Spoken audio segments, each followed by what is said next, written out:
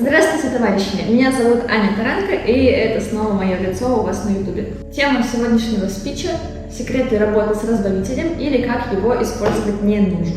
Начнем с того, для чего нам вообще нужен разбавитель. Разбавитель нам нужен только для снижения концентрации красящего вещества в вашей краске. Он у нас идентичен по составу с основой красок брови. Пример.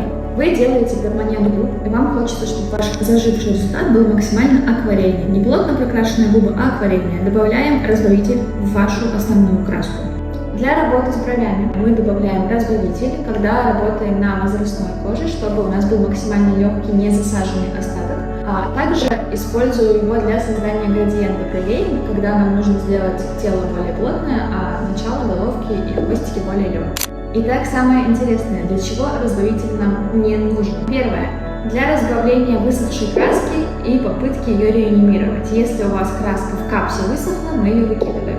Если у вас краска высохла в баночке, мы ее выкидываем. Второе. Для того, чтобы сделать краску более жидкой.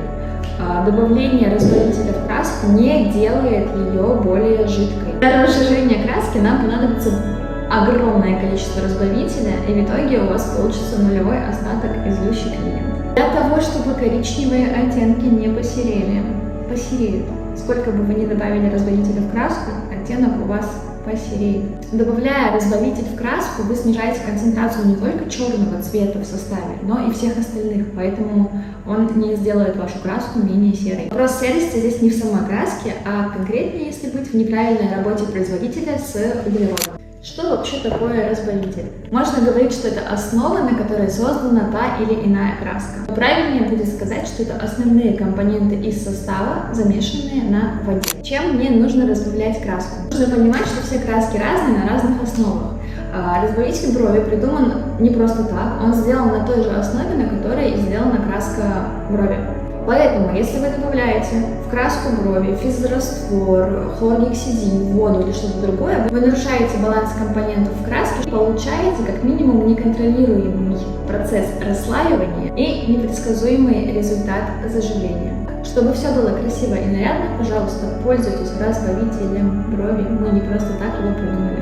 А еще мы придумали и показываем, как работать с нашими разбавителями. Мы собрали специальный гайд с растирками пигментов, разбавленными в разных концентрациях с разбавителями.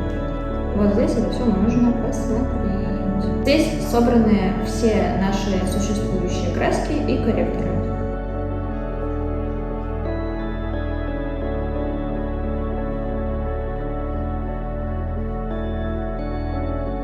Всем спасибо за просмотр, надеюсь, было полезно. До встречи в новых видео.